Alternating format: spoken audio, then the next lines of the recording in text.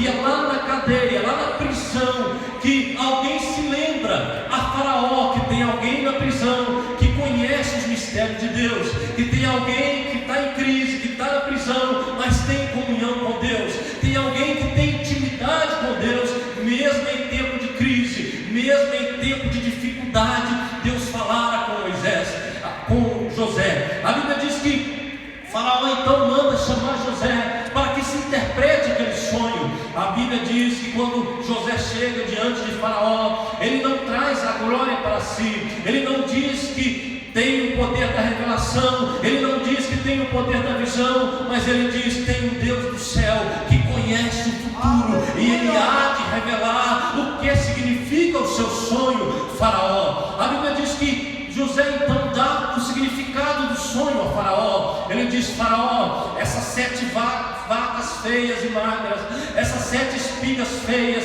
e miúdas, simbolizam 7 anos de crise. Haverá fome sobre a face da terra, e a Bíblia fala que serão 7 anos. Essas vacas gordas e bonitas, essas espigas que são bonitas, são 7 anos de fartura que vai haver sobre a face da terra. A Faraó, eu quero lhe dar um conselho: aproveite os 7 anos de fartura, faça um grande armazém, armazena comida, armazena tudo que você plantar, tudo aquilo que você colher, e se prepara para os 7 anos de provação que virá depois. A Bíblia fala que Deus revelou o problema daquela nação. O problema então estava revelado a Faraó, e Faraó atendeu ao que Deus havia dito, e ele foi sábio e chamou José para ser governador do Egito junto com ele. E o José governava o Egito debaixo da poderosa mão do Senhor, debaixo da poderosa orientação do Senhor. É nesse momento que o mundo é em crise, o mundo passando por fome, passando por dificuldade, é que Jacó tem que descer ao Egito, é que o povo hebreu, o povo da promessa, as 12 tribos de Israel, os 11 filhos de Jacó descem ao Egito. Mas lá no Egito já estava José. Quando eles chegaram no Egito, Deus já estava operando na vida de José. A crise estava no mundo, havia problemas no mundo, havia um problema terrível para ser solucionado, mas no meio da crise Deus não perdeu o controle, e Deus usava José de maneira poderosa para salvar os egípcios, não somente os egípcios, mas para todo mundo que viesse até eles. José tinha ali o alimento para poder alimentar o povo, o alimento para matar a fome daqueles que chegavam até ele. A Bíblia fala, meus irmãos, que desceram então Jacó com seus 11 filhos, com 70 almas, era o número de pessoas que desceram até o Egito.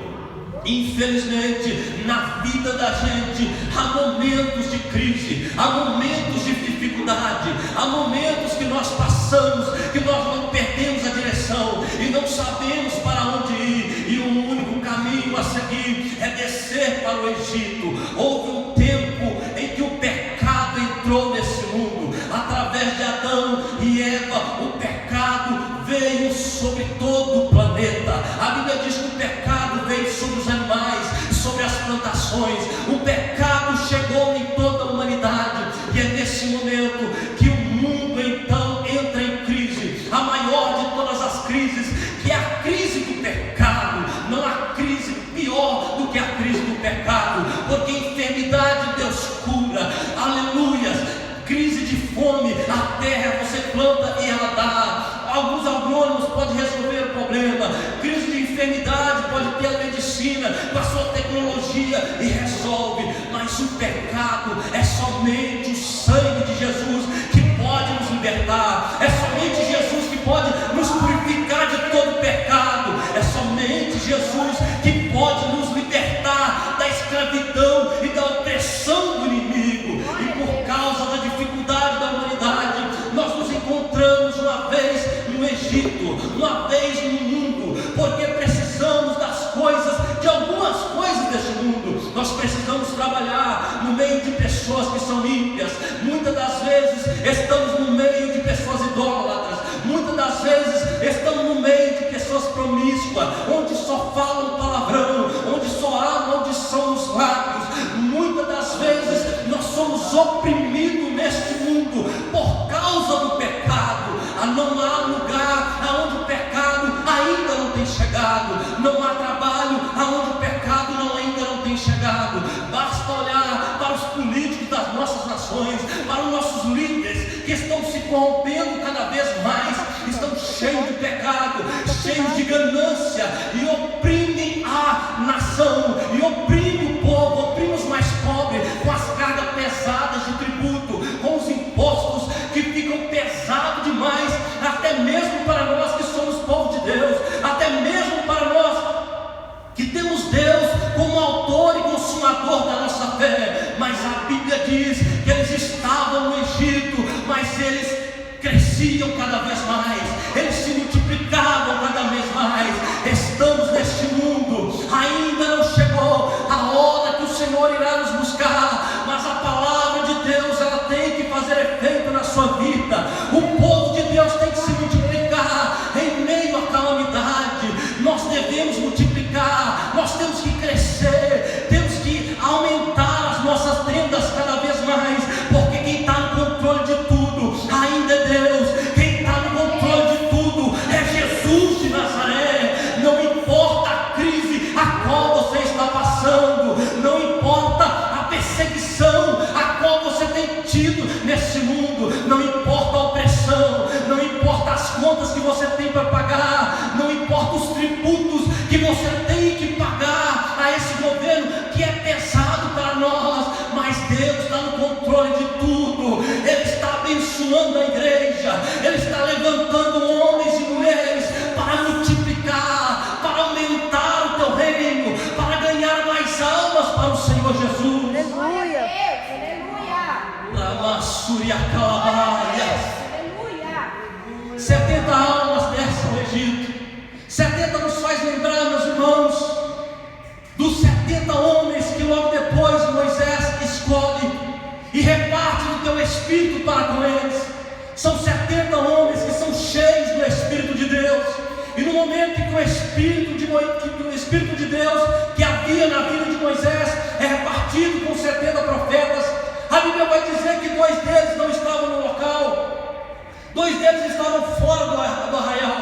E mesmo assim o Espírito Santo foi lá e tomou a boca deles, e eles profetizavam mesmo fora do arraial. Quando o Espírito Santo te escolhe, quando o Espírito Santo tem um plano na tua vida, a tua boca falará das grandezas de Deus, a tua boca proferirá palavras de adoração a Deus, mesmo quando você não estiver aqui na congregação, mesmo quando você estiver na tua casa, mesmo quando você estiver no teu trabalho, mesmo quando você estiver na tua escola, na tua faculdade, a tua boca é boca de Deus aqui. Aleluia, na terra. Jesus. A Bíblia nos chama de embaixadores de Deus.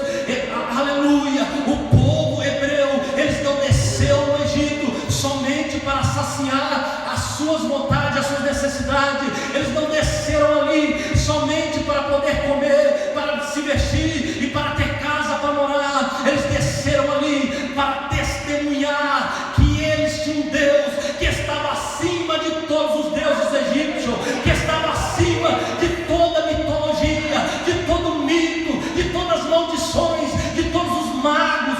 Aleluia. O nosso Deus está conosco, e não importa o que o mundo diz, e não importa os ídolos que se levantam no mundo, e não importa as paixões que o mundo se levanta.